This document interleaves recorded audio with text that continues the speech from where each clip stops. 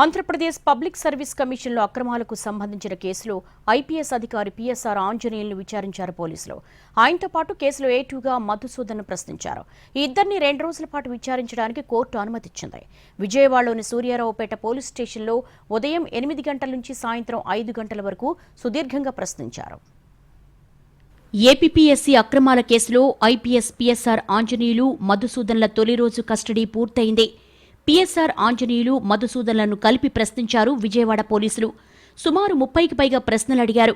ఉదయం 8 నుంచి సాయంత్రం 5 గంటల వరకు సుదీర్ఘంగా ప్రశ్నించారు. ఆదివారం రాత్రి కూడా నిందితులు పీఎస్ఆర్ ఆంజనేయులు మధుసూదన్లను సూర్యారావుపేట పోలీస్ స్టేషన్లోనే ఉంచనున్నారు. పోలీసులు సోమవారం మరోసారి ఇద్దరిని ప్రశ్నిస్తారు. సోమవారం 2వ రోజు విచారణతో కస్టడీ ముగిశాక వైద్య పరీక్షలు నిర్వహించి నేరుగా సబ్ జైలుకు తరలించనున్నారు. పీఎస్ఆర్ ఆంజనేయులు మధుసూదన్లపై ప్రశ్నల వర్షం కురిపించారు పోలీసులు. ఒక్కొక్కరిని 30కి పైగా ప్రశ్నలు అడిగినట్టుగా తెలుస్తోంది. గ్రూప్ 1 మెయిన్స్ పరీక్ష మూల్యాంకనం శాస్త్రీయ పద్ధతిలో చేయకుండానే చేసినట్టు ఎలా చెప్పారని పీఎస్ఆర్ను ప్రశ్నించారు. సైన్ మీడియా సంస్థకు ఏ విధంగా కాంట్రాక్టు కట్టబెట్టారని, ఆ సంస్థకు నిబంధనల ప్రకారం కాంట్రాక్ట్ ఇచ్చే అవకాశం లేకపోయినా ఎందుకు కాంట్రాక్ట్ ఇచ్చారని ప్రశ్నించారు. ఆ సంస్థ డైరెక్టర్ ఏటూ మధుసూదన్ పాత్ర ఏంటనేది ఆరా తీశారు.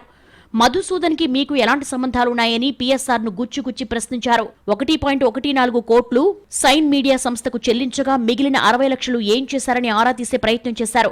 మధుసూదన్ను అనేక రకాలుగా ప్రశ్నించారు పోలీసులు. మూల్యాంకనం సందర్భంగా డబ్బులు చెల్లించినట్టు చెబుతున్న వారిలో 25 మంది వివరాలు లేవు.